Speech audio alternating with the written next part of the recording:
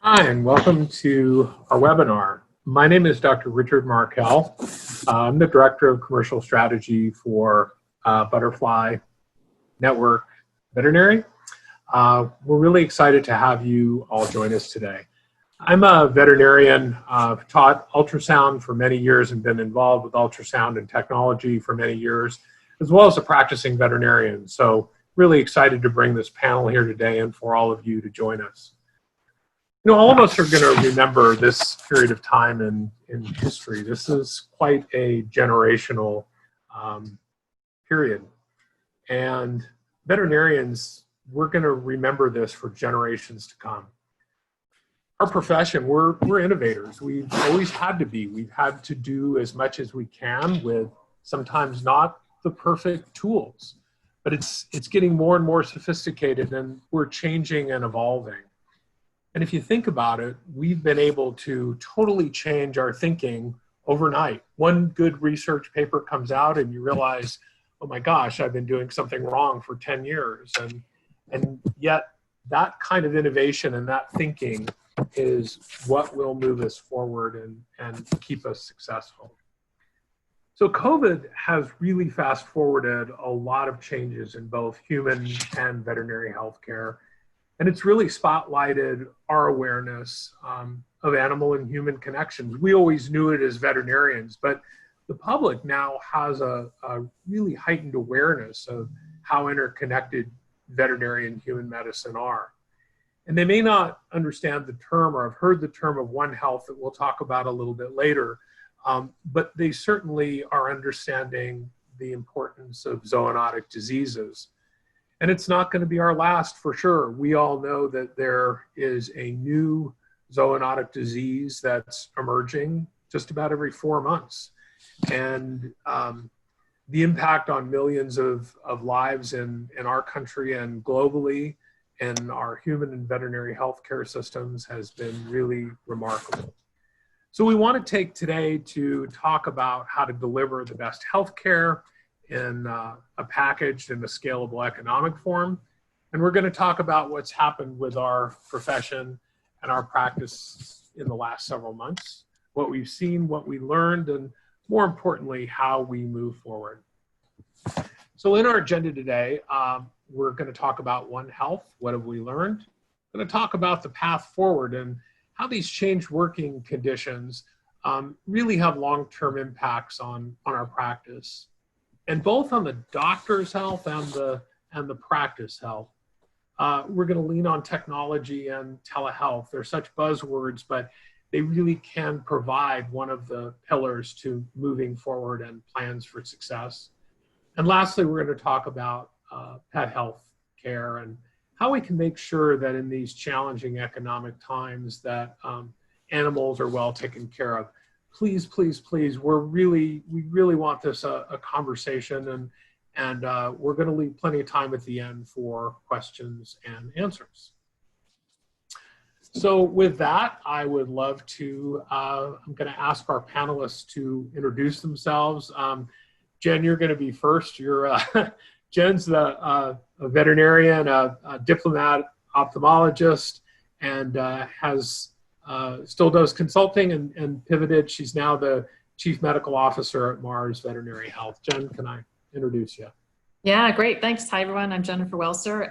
Like Richard said, I'm a veterinary ophthalmologist by training, and now I am the Chief Medical Officer for Mars Veterinary Health, both North America and international. And so it's been interesting to see the way this has played out, across the globe. And so I'm happy to be here. Thanks. It's great. It's great to have you. James, you're up next. James is a small animal veterinarian, companion animal veterinarian, I should say. And James? Hi, everyone. My name is James Terzian. I am an associate veterinarian at a Banfield Pet Hospital in Middletown, New York. I have a master's in veterinary epidemiology and stem cell medicine. And as a newer graduate, this has really changed the way we practice medicine and also really has changed the future of the path we're going. So I'm excited to talk about it. That's great. Thanks, James. Welcome. And next is Dr. Eleanor Green. I have to do a full disclosure. Dr. Green was one of my professors when I was in veterinary school. And I'm a little bit nervous because I think she knows a lot about my past that many others don't. So she's now a dean at Texas A&M. But Dr. Green? Yes, I do know a lot, and I'll answer any questions related to that. But what I would say is that I started practice in a small rural community in a mixed animal practice with my eye always and intention always on equine veterinary medicine. So my specialty is equine internal medicine, but along the path, I ended up in administration. I'm now Dean of the College of Veterinary Medicine and Biomedical Sciences at Texas A&M University, but I'm also Senior Advisor and Consultant for Animal Policy Group. And I will be leaving academia to become a full-time consultant very, very, very soon. Great. And I just want to add, Eleanor has been one of the leads for bringing the telemedicine program in at Texas A&M. So we're really excited to have her as well. Mike is, I've known Mike for years. He's been a consultant both in the US and Europe. And Mike, go ahead and introduce yourself. Hi, I'm Mike Powell. I'm a veterinarian. About 5 years ago, 5 years ago was last week, I got an MBA. I have my own practice. We have 3 equine practices in the Greater Toronto area, but I also work with Oculus Insights. I'm a partner there, and we do management consulting and education for veterinarians. We have locations in Europe, United States, and Canada. Great. And Dr. Martin, John is, he's actually a vascular surgeon by training, has been in the healthcare industry and a leader for years. He's our chief medical officer at Butterfly. And when I asked him today, I said, well, John, I spoke with all the speakers and, we did a prep. What do you think is important? And I said, well, John, I'm going to ask you some questions about telemedicine and human medicine. And he says, hey, Richard, I'm here today primarily because I'm a pet owner. And John, how are you pet owner? Yeah, well, I feel like the kid that snuck into the circus, so I really thank you guys for letting me participate in this. As background, my wife is the president and executive director of the regional SPCA, so I've learned very quickly how big a job that is. Her pager used to go off a lot more than mine. I've learned all about FIP and parvo and what happens when dogs and cats swallow things, so I've gotten a minor in veterinary medicine from the side, and also every wayward animal comes home to our house. I won't confess the numbers of how many dogs and cats are in the house because we'd get reported, but I'm here as a pet owner and a big supporter of all the work you guys do. Thanks, John. And I just want to say that since we're not going to mention numbers here, I will say it's a herd. He has a herd of animals or a gaggle or a flock, but there's more than Bubbles and Yogi in my house. So One Health, it's really a buzzword now, but it's a critical conversation that we're having, not only because of the pandemic, but in our profession and in every day of our lives and our clients' lives. James, can you start out the conversation on One Health? You're an epidemiology background. Sure. I think, looking at that Venn diagram on the slide, it basically suggests that the success of our health is interwoven not only between our environment, but also whom we share that environment with. And I think, the idea of One Health, understanding that, we have to respect the fragility of ecosystems and also, how we practice medicine and also, the different constituents of those ecosystems, those select areas. And, that plays a major role in epidemiology of the diseases we see and how they're spread and how we treat them as veterinarians.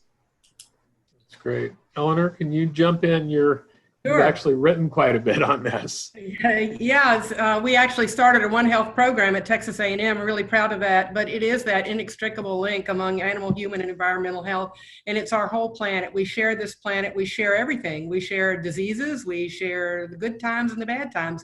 And I think Dr. John Martin also epitomizes another dimension of One Health, and that is how animals provide, not only do they share diseases with us, but they keep us healthier. There's a lot of evidence today about the beneficial effects of animals with people, not only in cardiovascular health, but in allergies and certainly mental well-being. you know, veterans with PTSD and young children that are grieving, and animals just make our world better. They make our lives better, and they make us healthier. And that is a form of One Health. So it's, we tend to think of infectious disease, but it's so much more.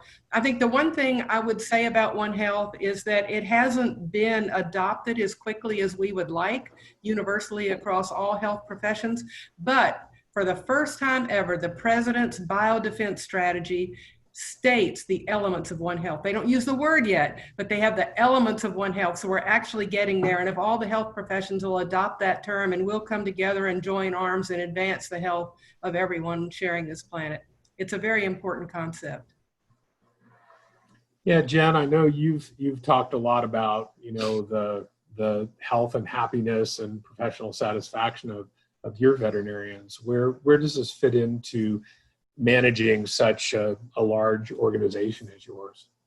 Yeah, you know, actually when the world sort of first started shutting down with the pandemic, having veterinary medicine be recognized as an essential service was really critical for everybody to kind of elevate us in the eyes of the general public. But then it also brings a big responsibility and a lot of pressure on our folks to keep the hospitals open, to keep everybody safe, to make sure we're also doing our part for the PPE and supporting the human healthcare systems. But we know that there's a lot of stress around that. But I think, you know, everybody is in the profession because we all love pets so much. We're all nuts. Maybe we don't all have a horde like John does, but we all love pets so much that that's the driving force on all of this.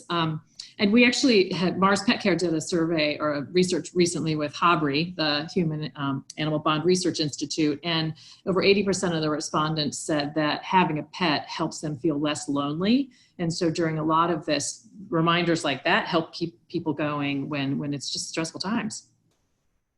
Oh, that is great.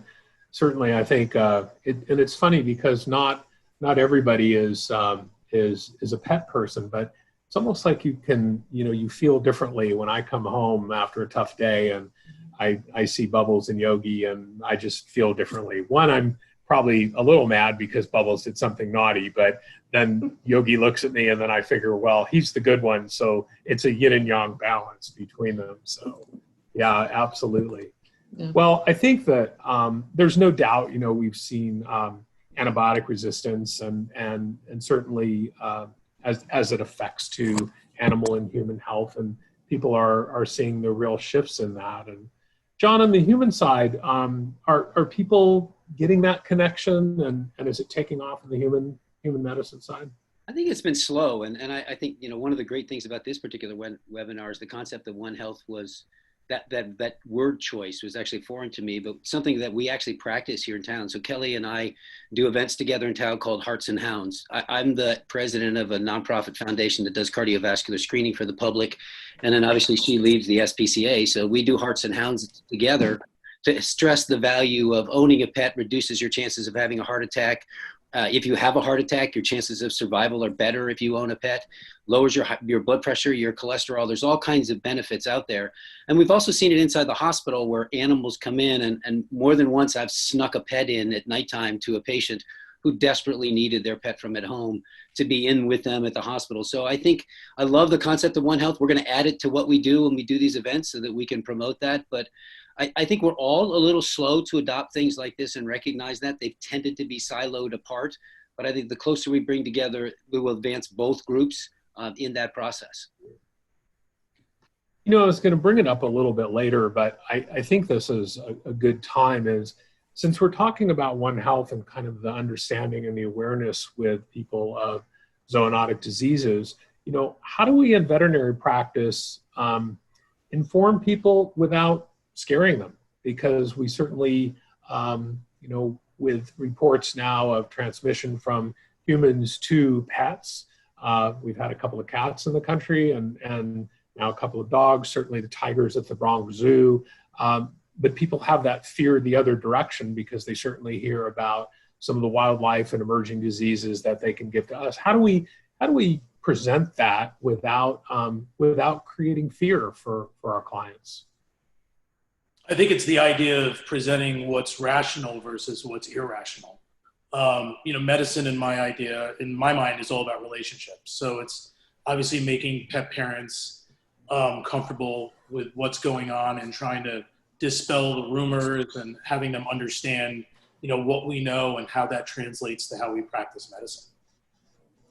I actually think it has also helped people understand that preventive care isn't elective care, that it's a good time to understand like the role of vaccines. And sure, we get a little bit of leeway if you've got adult pets that are up to date on their vaccines and their protocols, but lots of things to help highlight for people that it's not elective to take care of your pet in the preventive manner for both human and pet populations. To expand on that, one question that is often asked is, why do we vaccinate our dogs for rabies? Well, we tend to think it's to protect the dog. Actually, it's to protect the whole family.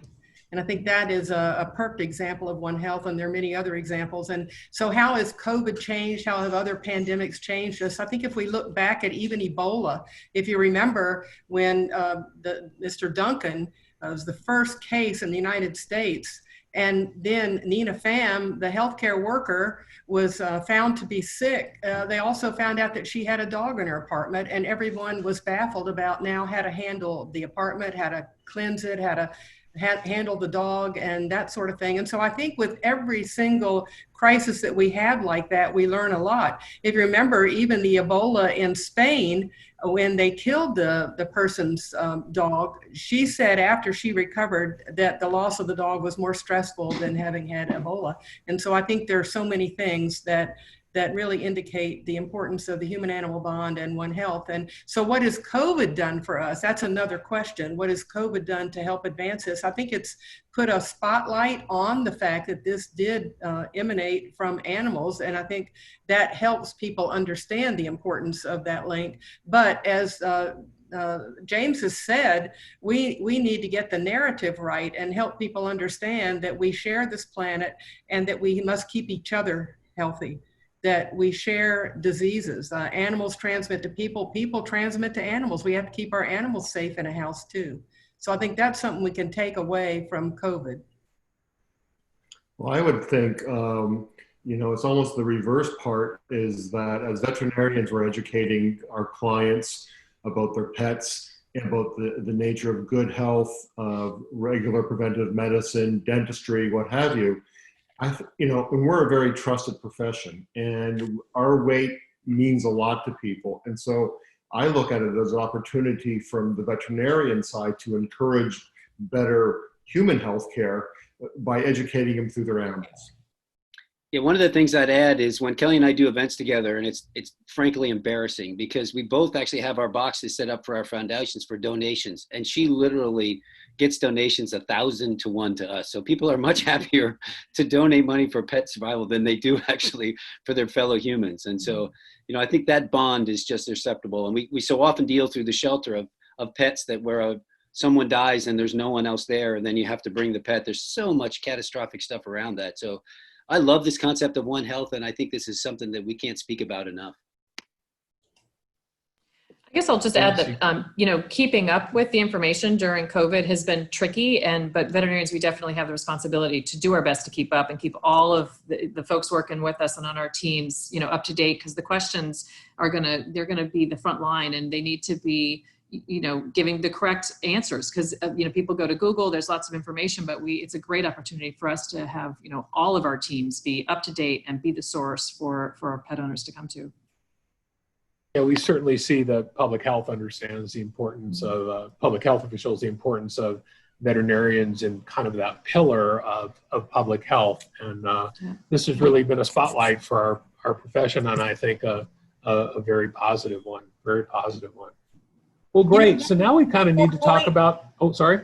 Yeah, go ahead, Eleanor. One more quick point on that, and what we learned from COVID is that we had a few animals that got sick because of people, the tigers and the cats and it really did have us look a little bit more in a pandemic where we need to look at holistically and not just at one particular piece of the outbreak. So just to build on what was said. So enough. Thank you. Yeah, and I think one other thing I just want to add to that too, it was really fantastic how, one of the two of the largest veterinary laboratories in the country came up with a commercial test very, very early on, because they they were anticipating, and they responded, and they were able to pivot very quickly and develop a test for animals, which was great, because without that, some of the issues in the human side of difficulty and monitoring, et cetera, was because there was questions about access to testing. And so I really applaud those laboratories for doing that. That was terrific. Well, great. Well, we want to talk about the path forward and kind of where we go from here. Mike, can you talk a little bit about where we are now, what this has done to our businesses, and how we need to look at our businesses to create a path of success forward? Yeah, we could probably talk for the next 3 hours just on that. I talked to a lot of veterinarians cross species, and when this first happened three and a half months ago, the uncertainty was paralyzing people. And I think a lot of practices just had a hard time just thinking of what the path forward is. Now, what we have learned is, although people do not like change and we like our routines, we are pretty adaptable, because in the response to COVID and to regulations that were suggested to us either from veterinary bodies or government bodies, we have adapted. So regardless of the species, we have put on the PPE. Most of us are still doing curbside pickup. Telemedicine has been a major boost and probably the biggest beneficiary from this. And in the business world, a lot of times they're looking at COVID has accelerated changes that were going to happen. And the reliance on technology that we're starting to adopt with doing telemedicine, curbside pickup, the communication between people waiting for their pets in the parking lot and within the waiting room, it's staggering how quickly we have changed in 3 months. I've talked to practitioners who are my age or older who are like, I am technologically an idiot. Those are their words. And I never thought I would get into this, but I'm loving doing telemedicine. I'm spending my days at my home office doing telemedicine, doing consults all day, and I can't imagine going back. And so I think a lot of what we thought we would do has been thrown out the window, and we're adapting quite quickly to the challenges in front of us. I think a big challenge, though, and I think it's our staff, and it's our doctors, our support staff, and that, we're working harder and we're not doing as much. Appointments take longer. The procedures to get an appointment take longer. And that's hard in terms of your routines are being disrupted. But on top of it, all of us are fearful or have our own concerns about how COVID is going to affect ourselves, our families, our communities, our economy. So we're all carrying an extra load. And what I see when I talk to vet practices is everybody's tired. They see the path forward. We're working our way through it. But one of the things I do worry about in our profession is, because this is a very stressful profession, is just the fatigue factor. And that's something I think, as we tie into the One Health, that I think at some point we will be forced to address. Yeah, that's definitely an issue. And I think that, it's funny, we all know in working with a computer, very rarely is it easier.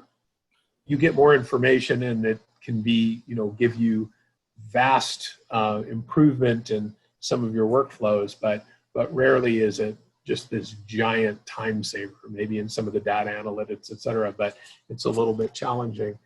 But Jen, have you talked to your doctors? I mean, how do they keep that touch and that personal feeling with using some of these, you're meeting them you're calling the client from the parking lot, your technicians or your support staff are picking up animals. How do you keep that connection there? Because I went to the vet just recently, and it was actually a great experience, but it was for an ophthalmology, so it wasn't anything horrific.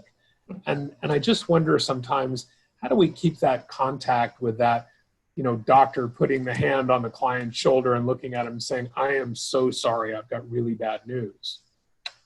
Yeah, I'm always amazed, by the way, at how clever and resilient the teams are, and so we can be trying to figure out how to help. But in the moment, there's really just remarkable teamwork and cleverness, and reading and understanding what different clients need. I mean, some people you need to figure out how to do, whether it's FaceTime or Skype or something in an exam room, so they see their pet in the exam room, they know what you're doing. Some people feel like I need to stay in my car, and I trust your team. They know who's going to be the person doing the curbside pickup, because again, the teams have had to put a lot of safety measures in place. And so pet owners might literally just see one person physically, because that's the person doing the curbside pickup back and forth, but helping make connections to the other team members has been a big part of it. I mean, it's some of the hurdles, like I think Mike was referencing, that we thought we would see with telehealth, telemedicine, and people will never adopt it. It's going to be so hard to figure out the computer pieces. And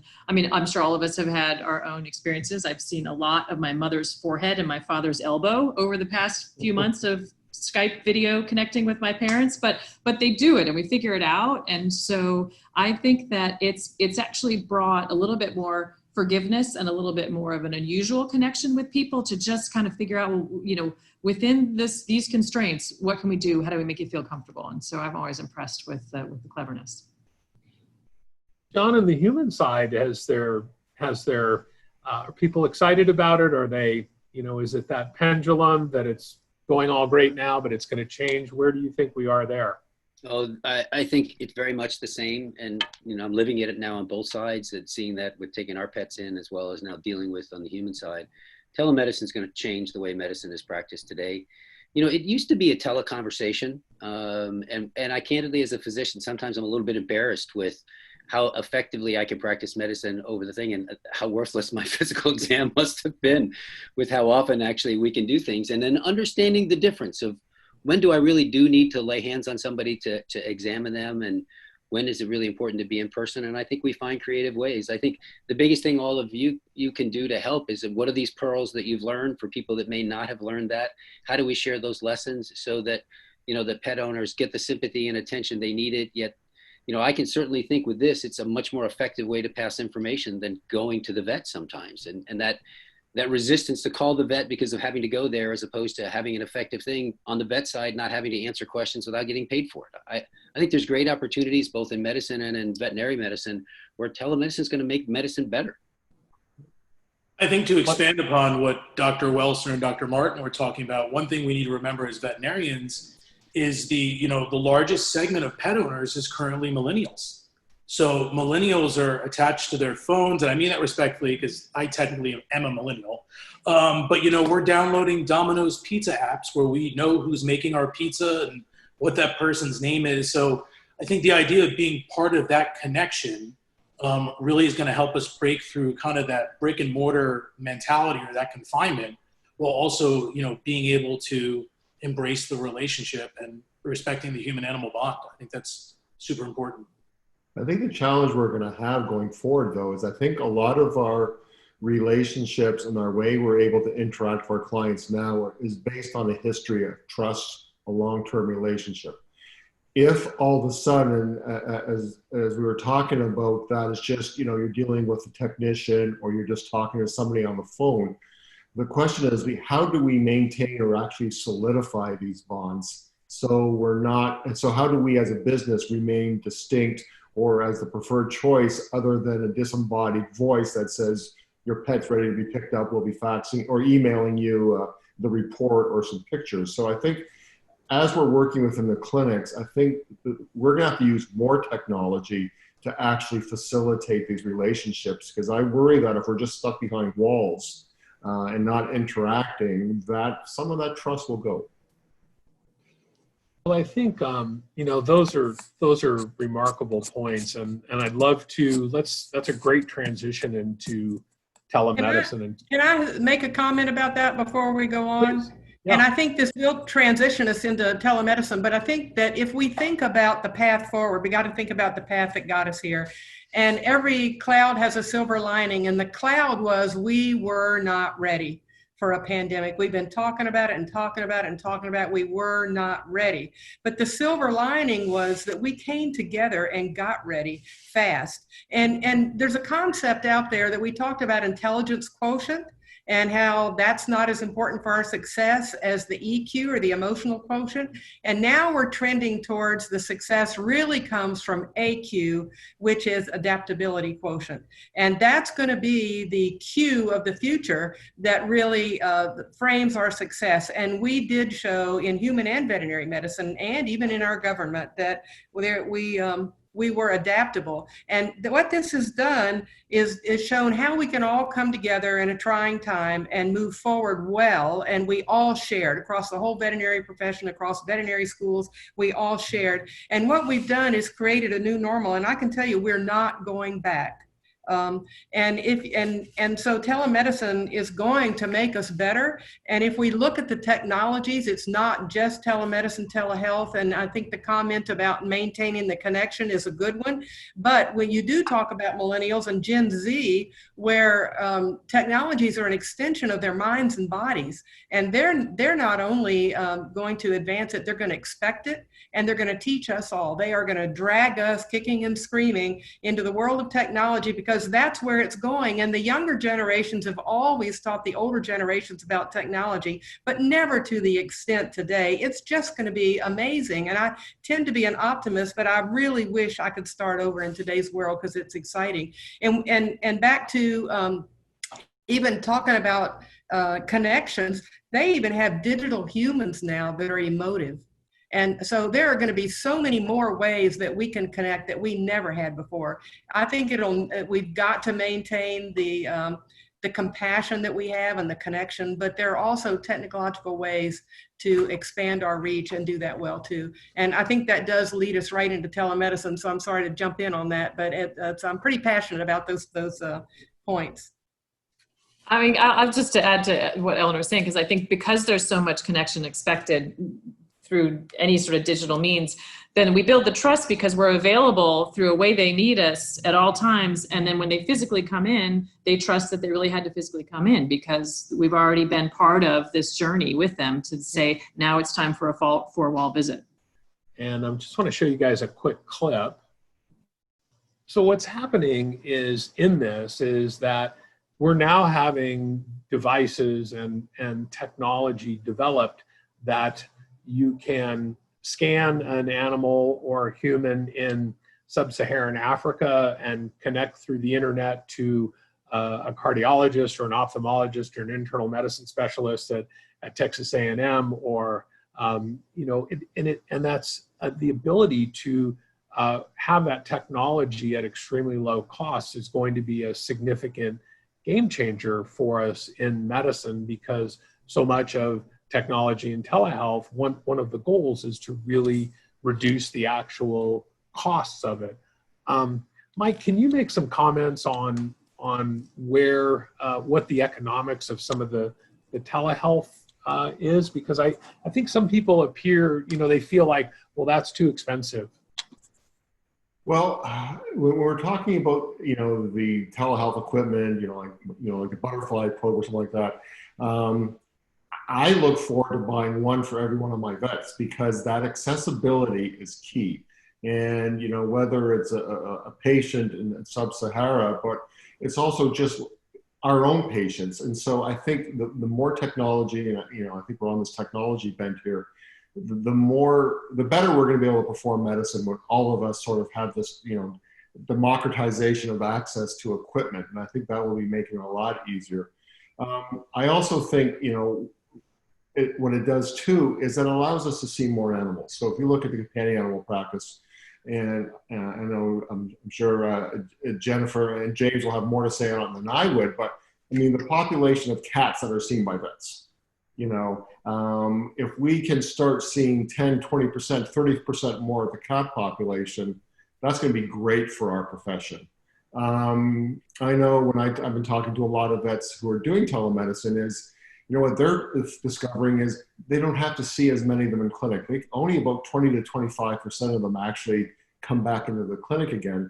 And they're actually able to do better diagnostics on certain conditions from being at home. So for example, when a pet is at its home environment and, if it's a behavioral or a lameness issue, you're going to see it at home. When they bring it into the practice, it's a bit, the adrenaline's running and not all the subtleties show up. And so we're able to see animals in their home environment doing the behavior or the, demonstrating the illness that may be masked a little bit. So I think it's such an open door of opportunities, and I'm excited for what we're going to learn. I mean, this is only 3 months in. And so what's going to be where we're 3 months from now, 6 months from now, is all going to build on each other. And so I think if we have a conversation of the 6 of us a year from now, we're going to have a different outlook altogether on things. Have you found that practices are designating almost a new position of like a telehealth concierge or someone to organize the doctor's appointments, or how is that, what do you see happening there? I see people, what's happening, and I see them, is that we're starting to change some of the roles of our typical support staff. So you may have a vet, we start there, who's, it's Tuesday today, they're designated, they're just going to be doing telehealth appointments. It's hard to jump back and forth. And so we're going to book it on our telehealth. So I'm a veterinarian, I'm going to do those. But what's happening now is, we want to make sure that when this appointment shows up or, designated time, that the client's ready, the patient's collected. So it's nothing worse than you have an appointment and then they're running around trying to find their cat. Or, they're trying to make sure that the technology is working, that they can figure things out. So I can see new roles being developed in a vet practice. And one of them is that telehealth concierge who, greets the client, says the doctor will see you in 10 minutes. Let's go run through. We make sure you have your video working, your audio working. Is your pet there? Is your pet in a comfortable place? Do you have some of the medications? Do you have the food there? You can show us the food. Instead of saying it's in a yellow bag, you can show it to us. You can show us some of the various toys. So collect the information. Let's take a bit of history. Let's get a bit of signalment there. So when the doctor comes on, they're ready to jump into the appointment. And then when the appointment's over, boom, this person there is making sure that they have the right information. I can also see then having somebody on staff who's a bit, very technologically adept at editing. So if you're recording some of these calls, whether it's a lameness, behavior, whatever it is, how much better would a medical record can be instead of written word that you're augmenting it with examples of videos, slowed down videos. You can put any kind of captions in the video. So I can see a busy practice, bringing on these new kinds of roles, all to make sure that we have a better relationship with our clients and we're offering better medicine. There's an interesting lecture I went to, Eric Topol. He is a world authority from Scripps Institute on Everybody's Smiling. In the panel, they've heard of him. And Eric said something very eloquent. He said that, doctors, he's a specialist in personalized and next-gen medicine. And he said that doctors that are afraid of artificial intelligence, those that accept AI and those advances in medicine are going to have great careers and great futures in their jobs. And those doctors that are unwilling to go into that next gen of medicine will lose their jobs. So I think there's some fear of shifting careers and, gee, are we not going to be able to have a job anymore if we are using some of these devices? But clearly that's not the case. Well, I think we need to be less fearful of change. I think the idea is we need to respect the tradition that we've been taught, and obviously the value of the relationship, while also embracing that sometimes we don't know what the future will hold. And I think that sometimes that bit of unknown obviously makes life exciting, and the idea of, instead of looking at a new technology and saying, hey, I might need that, looking at it and say, you know what, I'm definitely going to need that because that's what's around the corner and I want to be there when it happens. Right. Richard, there are some questions out there. I'd like to try to address a couple of them. Is that all right now? Yeah, absolutely. Okay. That'd be super. All right. But before we do, I think I would like to also say that right now we're undergoing a cultural transformation, and where, interestingly, there were a lot of people who were curious about telemedicine, but even at Texas A&M, where we're really advancing it there, we had people tell us they had the interest but not the bandwidth. And I would suspect that many people in the private sector have the same challenge. How do we get into it? How do I devote the time to that? And so what I did at Texas A&M was I created a position for a full-time telemedicine doc, first one full-time in academia, and she's going gangbusters. And what she's doing is she's expanding the bandwidth of the others. I also felt that it was very important that we expose and train students in telemedicine so that then they can go out and deploy across the practice landscape out there and bring those skills out there so that they can help people get that done. But if you look at the COVID and relating to that a little bit, over the past 3 months in the human side, telemedicine has tripled. Now, we don't have those figures for veterinary medicine, but I wouldn't be surprised if it's very similar. And here's the point. There's one point in there about, boy, you know, how do we maintain our relationships and how do we keep our clients happy? There's an 89% satisfaction rate on the human side. There's a question out there about how do we maintain the personal connection? And I think telemedicine will allow us to be better at that. Back when we were debating telemedicine many years ago, a person told me they have to get their hands on the animal and they cannot decide by a VCPR remotely. And so I asked him a question. I said, tell me how you decide 2 o'clock in the morning, you get a call, want to bring an animal to your clinic. How do you decide to let that animal come in right now, to say come in at 8 in the morning, or you don't have to come in, take an aspirin and go to bed, whatever it is. That's metaphorical, of course, but how do you make that decision? And the bottom line is, it was that person's description of the animal. And if that's a new client, is that description accurate? And wouldn't we be better served if we had some monitoring devices, or we could look at the animal with a video, or we could see their heart rate or their EKG, or using the digital technologies to help us? They're just tools. It's not replacing what we do. It's adding tools and abilities. And along with that comes, there was another question about digital technologies and monitoring, but that's a whole new world. And we have already we have constant glucose monitoring in people. We have EKGs that are apps that are as accurate as a very expensive EKG machine. We have all kinds of apps already available, and they're being developed every day. We have student competition. You ought to see what those students come up with. Beads that'll change color in a kitty's litter box and tell you if it's glucose or if it's too much protein. These are all simple things, and they're even talking about, in the human side, about having a smart toilet that it can actually assess excretions and can tell you about diseases. That's going to do nothing but expand our reach and make us better. And there was another question about small practices. It's going to help small practices because your reach is going to be farther. It's going to make you more efficient ultimately when we get this up and running better, and you're going to be able to reach more clients and make more money and serve people better and in a very personal way. So it's a tool. It's not a replacement. It's a tool. And I think that's the one thing we really need to focus on. And I think to your point, and this is, I'll give all credit to Eric Topol about this, and that is really, I mean, as telemedicine and AI, it allows us to be the human in the room. And so you're going to have all this information. You're going to have the beads. You're going to have the smart toilet, the glucose, everything. But you as a veterinarian are the ones that are going to pull together the diagnosis, talk about the treatment, empathize with the client, communicate with them, understand the bond.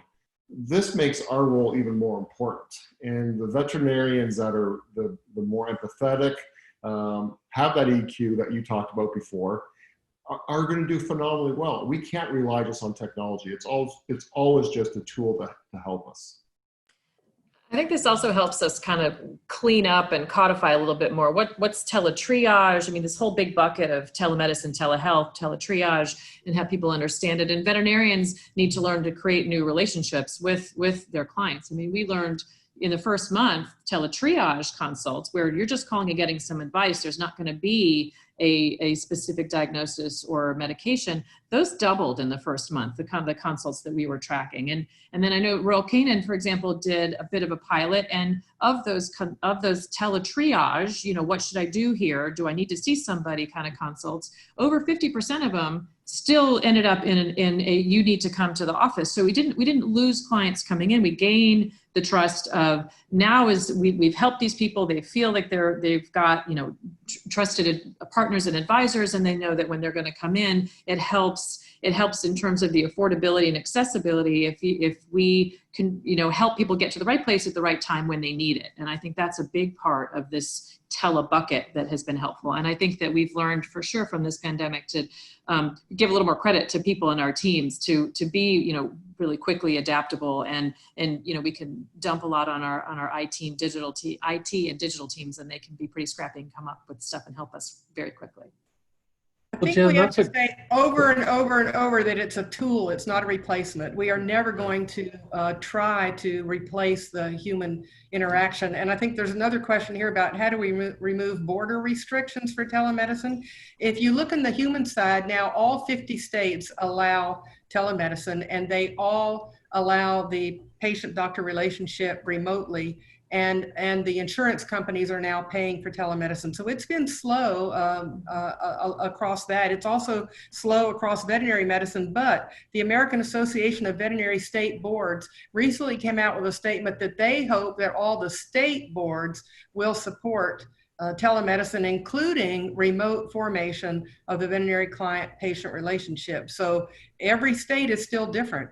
And even on the human side, sometimes you can practice in your own state. You can practice only. You can practice wherever you have a license. You can practice a lot of different ways, and there are certifications coming out for that. So it's not consistent across states on the human side, and it isn't across veterinary side either. But how do you remove border restrictions? Talk to your veterinary medical association and your state board, and tell them that you think it's a good idea.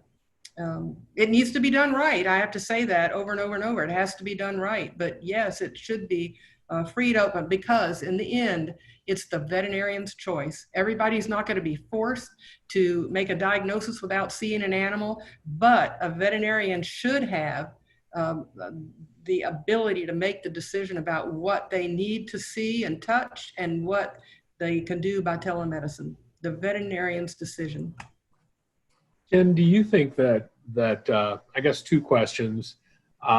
One, you know, are we worried about the state boards after hopefully COVID is under control, reversing some of their positions on the opening up of telemedicine? That's one question. And the other one is, you know, I'd love to have just a quick chat about, you know, how this can really improve access to care, which we've been talking about as a SKU, and kind of controlling some of the costs for clients, since so many people are financially challenged after this whole pandemic. Yeah, great questions. I think going into this, I certainly see both sides of concerns that if the state boards were to relax, it's going to be the Wild West. We'll never get this thing back under control. And concerns saying if they don't relax, we're going to have, you know, just pain, suffering, completely unable to take care of the pets that we need. And I think a lot of it comes to then we need to be responsible about how we use these things and help to evolve this in a manner that everyone feels like this has been good for the profession. We don't, I mean, there's always some bad doers in situations, but that we as a profession responsibly say, this is the opportunity for us to evolve and help kind of control the way we sort of build this. Because it does go to cost and access as well. I mean, that's a really critical piece, like the comment I made earlier. If we had people showing up physically only when they really needed to, and they ended up in the right hands from the get-go, which also has to do with early disease detection and getting someplace sooner, which can be aided by the telehealth aspect of it. I think that's a big piece of accessibility and affordability. And there's a piece, we'll get to it. I don't want to like go off because I'm sure other people have comments on the questions you had, but there's a big piece of this that we've opened up new professional working environments in a profession that's needed some options for folks. If there's going to be some working from home and you're doing your telehealth piece, and that's a great option for, you know, stay-at-home parents or folks that need more flexibility. So that's a whole nother section that I want to make sure we kind of cover as well. I think that's great. Katie, are you with us so we can take some questions from the audience? We have tons of them here, so.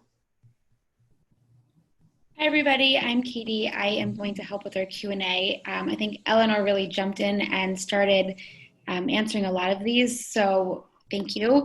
There are a lot of questions coming in about, you know, how is the best way for veterinarians to use telemedicine in their practice, and so it looks like we have touched on that. A few other things that have come in. We had one question for Jen, which is, what did we learn from this pandemic and how do we prepare for the future? Well, we weren't prepared for the pandemic, like Eleanor said previously. Certainly the human healthcare system was not prepared either. And so part of what we can learn would be that we should be prepared, and that's part of our, it's certainly in the One Health context that we should all work a little bit harder to be prepared. But I think that the quickness with which people responded, and again, not to sort of be a little bit repetitive, but the fact that people are very clever, very resilient, very forgiving, you know, much faster. We all talk about, oh, we need to be agile, we need to test and learn, we need to try these new technologies, and lo and behold, when the world has really flipped, people suddenly can be much more comfortable with trying new things, coming together and working in ways that we really hadn't seen before. So I hope that we hang on to the new ways of working as a general way for folks to kind of come together in a very, very different manner. That's great. Another question that we've had, we had two questions from one veterinarian regarding POCUS, so point of care ultrasound. And one of those was, what use cases do you envision for POCUS in low resource settings? For example, wildlife care and safety, rabies elimination, etc. And then coupled onto that is great to hear the importance of telehealth for animal care. What is the panel's thoughts on teleguidance for POCUS regarding the video in our presentation?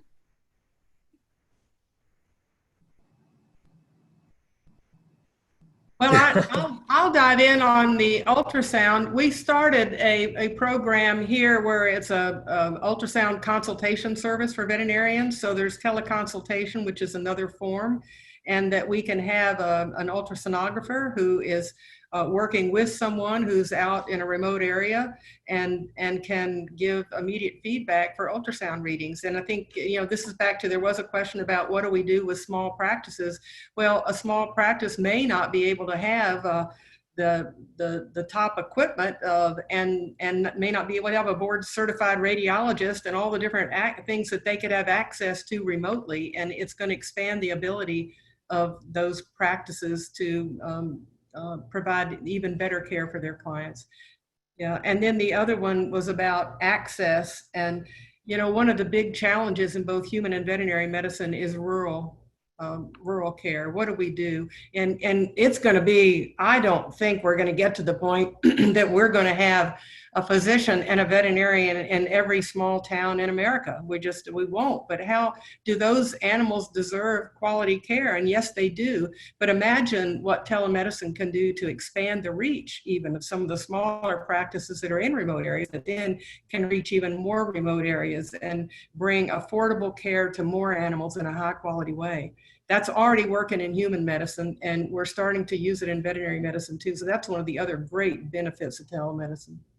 I think if I can add to that, the connections that we have in practice and with medicine telemedicine allows, whether it's teleguidance for point of care ultrasound or consulting with experts, even the smallest practice now, the single practitioner now can have a specialist on their team, and Yep. they can have experts on their team. And that ability to elevate their level of practice, not only from their own education and their skill sets, but then to have that affordable, simple technology to be able to connect that kind of expertise and not have them full-time on staff, I think is really a game changer. And a lot of the technology and medical device development that's going on right now with not just our device, but wearables and the kitty litter you were talking about. I mean, these are things that are really going to change animal health and veterinarians' ability to be good doctors.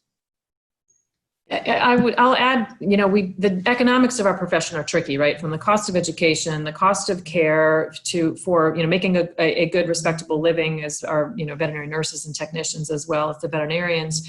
I think that it's going to be tricky. I certainly don't have the answers, but there's the opportunity to make sure that there's compensation associated with some of the telemedicine pieces, and that's an uncomfortable part of. And I think there's lots of nervousness I'll hear where people feel like, well, I'm just going to be giving it away now. I'm going to be on the phone all the time, and how do I draw those lines? And that's something that as a profession, we need to kind of help each other with. Let's build around this in a sustainable manner that keeps it through the lens of affordability and accessibility.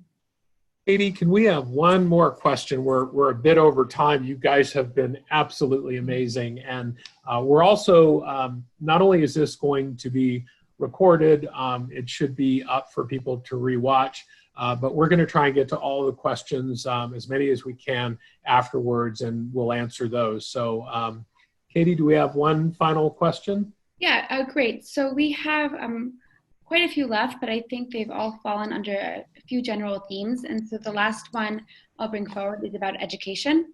And the question is coming from a veterinarian in California. And the question is, it's clear that equipment availability would equalize capability, but education must be coupled with that. Is there a plan to teach students and veterinarians how to do a proper ultrasound, for example? Yeah, I'll take that one. Certainly at Texas A&M there is, and they start in their freshman year, their very first year in performing ultrasound. And we've got a lot of, we have a simulation lab, and a lot of it, quite frankly, is simulation at first, but we have all kinds of models that they start learning how to do ultrasound. And by the time they get out, they're not experts and they're not board certified, but they're pretty good. And we've had some practitioners with whom they've gone to work who have said, wow, they're pretty good. So yes, I think that's another thing about technologies, is that we're able to give students more hands-on than we've ever had before, and those technologies are increasing too. And I think, again, back to telemedicine being offered in veterinary medical teaching hospitals, it's absolutely essential. I felt very responsible to graduate veterinarians who can go out and not only make a living, but can enhance the practices as an associate. And we've just got to get these tools in their hands during veterinary school in many different ways, and we're doing a lot of that now. John, can you just really briefly chat about University of California Irvine Medical School, what they did and why that was important? Yeah, and this was actually and pretty exciting news, because this is year 2. What happened there was the freshman class of the medical school were all given a butterfly as they did their white coat ceremony, and they incorporated ultrasound in all 4 years of their education. And the exciting thing, that was year 1 over a year ago, and the school thought the program was so successful, they've continued it forward, and they just did it again for this year's class. And we've seen medical schools across the country do the same thing. And I see this happening in veterinary medicine the same as it is in human medicine. Having the ability to have an ultrasound in your hand and look at something. I always say my motto is, why listen and guess when you can look and know? And part of what's overwhelming for physicians, particularly old guys like me, is, oh my God, how am I going to learn all of ultrasound? And really what we're sharing on the human side is you don't have to learn it all. You can start small. Use ultrasound for cystocentesis and get used to using it. And you can start on very limited applications, get comfortable with it, and over time expand those use cases where you need to get better and better at it. And you use the referral network for those complex images, but it makes your practice better. It certainly answers questions quickly as an animal because you don't want to wait and come back till the ultrasonographer is in the office. And it's a way to have revenue into the practice that makes sense. And I think there's ways in which you kind of figure out, I look at this whole telemedicine world and how do we structure a fee schedule? Because as a pet owner, sometimes all I need is a peace of mind. Sometimes I need a piece of you. And knowing the difference between those two are really helpful. I think your time is valuable. I should pay you for both. But I think this new world it is, how do I decide which of those two things we need? And if I need a piece of you, I want everything done at that visit if possible, and ultrasound can be a big part of it. I genuinely can't thank you all enough. One, thank you for those of you that are listening, because you are the veterinarians of the future. You're leading us into the next chapter of our careers. You're open-minded and looking not only how your own practice can do better, but how all of our practices can do better. And the mission that we are all here for is how can we improve healthcare in the animals that we take care of and we've spent our careers, and how do we improve those lives of people who love those animals or make their living with those animals, et cetera. I can't thank the panel enough, remarkable doctors and colleagues, and I'm so overwhelmed and your generosity of your time. Everybody's really, really busy, and I'm proud and humbled to be among all of you. Genuinely, I mean that. So I want to wish everybody safety and health. These are challenging times on many different fronts in our practices, in our personal lives, and in our communities. And everybody stay safe out there. And thanks for being so engaged and involved. We're going to leave a slide up with some information on One Health, Texas A&M, the Virtual Care Association, foundations that Banfield and VCA, consulting with Mike. So please feel free to reach out to us. We're happy to have you, and thank you so much for the time you guys have spent with us today.